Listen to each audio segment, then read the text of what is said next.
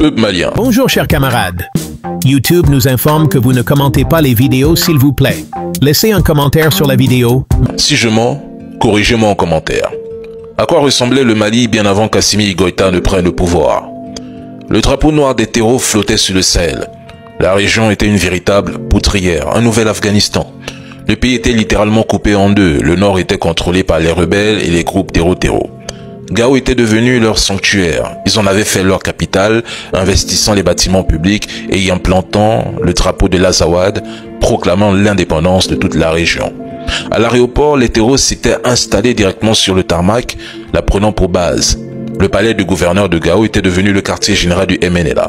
Tombouctou, de son côté, était occupé par Ansardine, Acmi, Boko Haram et d'autres groupes armés venus d'Afrique, chacun imposant sa propre loi. Les bars étaient détruits, les fumeurs emprisonnés, et Ansardine imposait le port obligatoire du voile aux femmes. Face à cette oppression, les populations fuyaient vers le sud du pays. Tombouctou était devenue une ville morte, avec ses commerces et administrations fermées et ses banques pillées. Les principaux opérateurs économiques ciblés avaient été éliminés tandis que les narcotrafiquants achetaient des maisons à des prix dérisoires. À Kidal, il était strictement interdit de brandir le drapeau malien. Le Mali subissait des humiliations sans fin et les populations accusaient le gouvernement de les avoir abandonnés, privés de leur liberté. Le Mali n'était même plus un pays, tout s'est décidé ailleurs. Ils avaient méthodiquement préparé la division du Mali. Ce que les groupes armés n'avaient pas obtenu par les armes ou les négociations, on s'apprêtait à leur offrir à travers un accord biaisé, l'accord d'Alger qui aurait officiellement divisé le Mali en deux. L'ancien gouvernement avait bradé le Mali ainsi que ses ressources aux plus offrants. Le Mali allait devenir une colonie, un territoire contrôlé par des forces étrangères. Sans résistance, le Mali aurait sombré dans un chaos inimaginable. Avant 2020, personne ne croyait que Kidal, Gao ou Tombouctou redeviendraient un jour maliennes. Personne.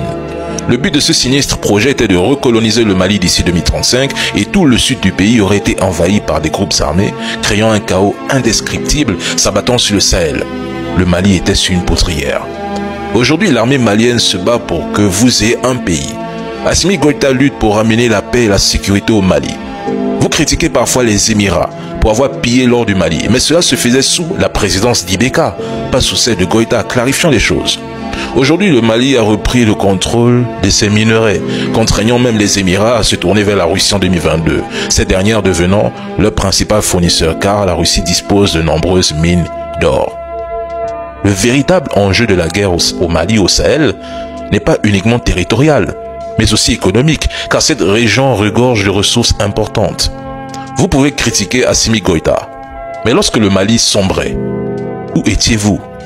Vous trouvez normal que la force Takuba ait déployé des forces spéciales de l'Union européenne à Ménaka, tandis que l'armée malienne n'avait même pas le droit de survoler cette zone? Ménaka est pourtant une ville de Mali. Que faisait-il là-bas? Le G5 Sahel, Barkhane, MINUSMA, Serval, qu'ont-ils apporté au Mali? Rien. La liberté actuelle du Mali ne la doit à personne, sauf à sa population et son armée. Avant de critiquer Assimi Goïta, souvenez-vous de ce qu'était le Mali avant 2020. Vous qui critiquez aujourd'hui Assimi Goïta, on vous a jamais entendu même murmurer lorsque le Mali était entre les mains des terreaux et des multinationales occidentales. Tous les jours, vous parlez de la Palestine. Tous les jours, vos blogueurs se concentrent sur l'Europe ou sur l'Afrique du Nord. Alors, laissez-moi parler de l'AES tous les jours. Quitte au double.